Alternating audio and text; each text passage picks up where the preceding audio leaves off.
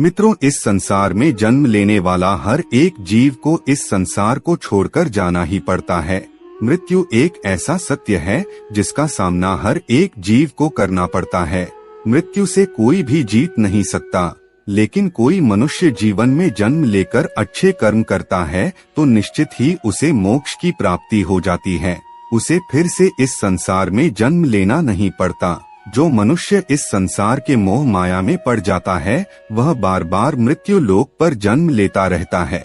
जो भी जीवात्मा मनुष्य रूप में जन्म लेती है उसके ऊपर 16 संस्कार किए जाते हैं, जिनमें से उसका अंतिम संस्कार मृत्यु के बाद किया जाता है, जिसका महत्व सबसे ज्यादा है। मनुष्य की मृत्यु के बाद उसके परिजन उसका अंतिम संस्कार करते हैं।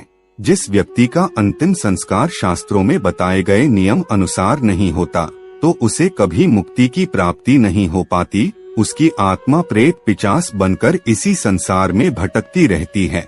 हमारे 18 महापुराणों में से एक गरुड़ पुराण में मनुष्य के सारे कर्मकांडों के बारे में विस्तार पूर्वक बताया गया है। अगर आप भी किसी व्यक्ति की मृत्यु के बाद उसके अंतिम संस्कार में जाते हैं तो आपको गरुड़ पुराण में बताए गए विधि विधान को जरूर अपनाना चाहिए। गरुड़ पुराण में भगवान विष्णु ने गरुड़ जी को मरने वाले व्यक्ति के लिए किए जाने वाले सभी कार्यों को विस्तार से बताया है। गरुड़ पुराण के अनुसार मनुष्य का शरीर 5 तत्वों से मिलकर बना होता है, इसीलिए मृत्यु के बाद उसे पंचतत्व में विलीन करना चाहिए, तभी उस मनुष्य की आत्मा को मुक्ति की प्राप्ति होती है। शास्त्रों के मुताबिक मरने वाले व्यक्ति के शव को 4 लोग कंधा देते हैं जो 4 दिशाओं का संचालन करते हैं। जानकारी के लिए बता दे, शव को कंधा देना पुण्य का काम माना जाता है, लेकिन कई लोगों के मन में शव यात्रा को लेकर भय उत्पन्न होने लगता है, जिस कारण से वह शव यात्रा को देखकर डर जाते हैं या फिर उससे घृणा करने लगते हैं। वहीं कुछ लोग शव यात्रा को देखना अशुभ मानते हैं।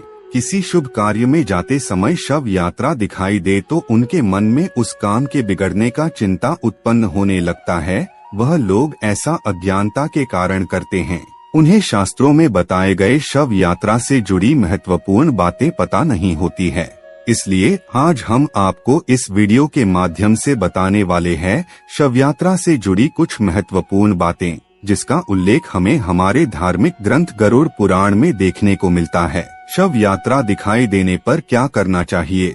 अगर घर के पास किसी की मृत्यु हो जाती है तो आपको क्या करना चाहिए? किसी की शव यात्रा में शामिल होते समय कौन सी सावधानियां बरतनी चाहिए? तो आइए मित्रों, अब जान लेते हैं गरुड़ पुराण के मुताबिक शव यात्रा दिखाई देने पर मनुष्य को आखिर क्या करना चाहिए और शव यात्रा में शामिल होते समय कौन सी बातें ध्यान में रखनी चाहिए। अधिकतर लोग शव यात्रा देखने के बाद अचानक से डर जाते हैं। अगर किसी काम के लिए जा रहे होते हैं तो उस काम को भी उस समय छोड़ देते हैं और घर आकर स्नान करने लग जाते हैं। उन्हें लगता है कि यह एक अशुभ संकेत है। उन्हें लगता है कि शव यात्रा दिखाई देने पर उनका काम बिगड़ सकता है, उन्हें उस काम में सफलता नहीं मिल सकती, इसीलिए वह घर पर आकर स्नान करने लगते हैं। लेकिन ऐसा सोचना बिल्कुल गलत है। हमारे धर्म शास्त्रों में शव यात्रा का दिखाई देना बिल्कुल भी अशुभ संकेत नहीं माना गया है, बल्कि इसे एक प्रकार का शुभ संकेत कहा गया है। शव यात्रा को देखकर हमें एक महत्वपूर्ण सीख मिलती है कि चाहे मनुष्य कैसा भी क्यों न हो, वह धनवान हो या गरीब, इससे कोई फर्क नहीं पड़ता, क्योंकि हर एक व्यक्ति का अंतिम सफर श्मशान घाट में ही होता है। शव यात्रा सभी मनुष्यों की अंतिम यात्रा मानी जाती है। इसे मोक्ष का मार्ग भी कहा गया है। इसी मार्ग से गुजरकर मनुष्य परमात्मा के पास चला जाता है। फिर एक बार यह सोच कर देखिए कि भगवान की ओर ले जाने वाला यह यात्रा भला अशुभ कैसे हो सकती है। शास्त्रों के अनुसार शव यात्रा के दर्शन होना अशुभ नहीं होता, बल्कि यह एक शुभ संकेत माना जाता है। शव यात्रा के दर्शन हो जाने पर मनुष्य को उस मृतक की आत्मा को नमस्कार करना चाहिए, क्योंकि वह भगवान के पास जाने के लिए निकल चुका है। इसीलिए जब भी आपको रास्ते में शव यात्रा दिखाई दे तो बिल्कुल भी ना घबराएं और इसे अशुभ समझकर उसके तरफ पीठ भी ना करें। आपको उस समय परमात्मा का ध्यान करते हुए मरने वाले की आत्मा की शांति के लिए प्रार्थना करनी चाहिए और राम के नाम का जाप करना चाहिए। शास्त्रों के मुताबिक अगर आप किसी काम के लिए जा रहे हैं और रास्ते में आपको शव यात्रा दिखाई दे तो समझ जाइए कि आपको उस कार्य में सफलता मिलने वाली है। यह एक शुभ संकेत माना गया है। शास्त्रों में बताया गया है कि शव यात्रा दिखाई देने पर कभी भी उत्पाद नहीं करना चाहिए। कुछ लोग ऐसे होते हैं जो शव यात्रा देखने के बाद हंसी मजाक करने लगते हैं, जो बहुत ही गलत माना गया है। चाहे मरने वाला व्यक्ति आपका शत्रु ही क्यों न हो, आपको किसी की भी मृत्यु पर खुश नहीं होना चाहिए। हमारे शास्त्रों में यह भी उल्लेख है कि मृत्यु के बाद व्यक्ति ना तो आपका मित्र होता है और ना ही आपका शत्रु। अगर रास्ते में शव यात्रा दिखाई दे और आपकी नजरों से वह यात्रा दूर न चली जाए, तब तक आपको मौन रहना चाहिए। आप जो भी कार्य कर रहे हैं उसे छोड़कर कुछ मिनट के लिए उस आत्मा की शांति के लिए आपको प्रार्थना करनी चाहिए। शव यात्रा आपके नजदीक होने पर आपको भोजन भी नहीं करनी चाहिए। जब भी आपके पास से कोई शव यात्रा गुजरे तो आप मौन धारण करके परमात्मा को याद करते हुए उस आत्मा की मुक्ति के लिए प्रार्थना करें और फिर से अपने कार्य में लग जाएं।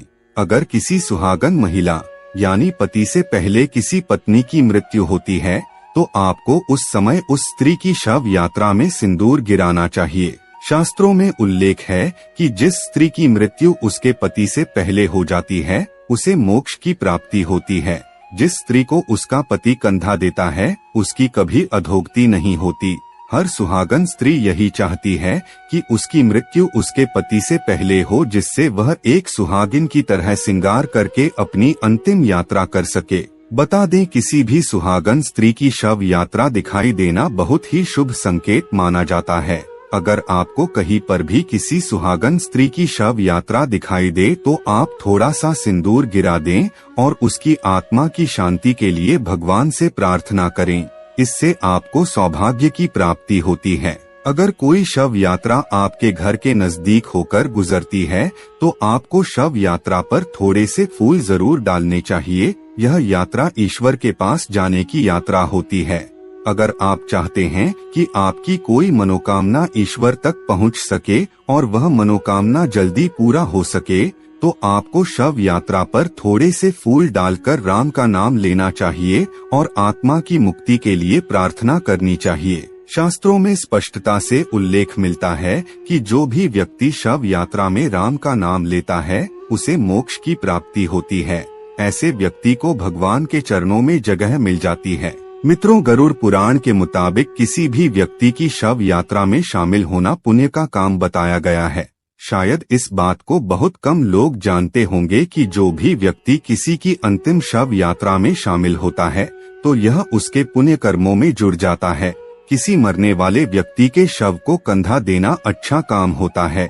एक शव को उसकी आखिरी मंजिल तक पहुंचाना पुण्य का काम बताया गया है। लेकिन शव यात्रा में शामिल होते समय और किसी मृत व्यक्ति के शव को कंधा देते समय शास्त्रों में बताए गए कुछ नियमों का पालन करना भी बहुत जरूरी माना गया है, अन्यथा व्यक्ति को इसके अशुभ परिणाम मिल सकते हैं।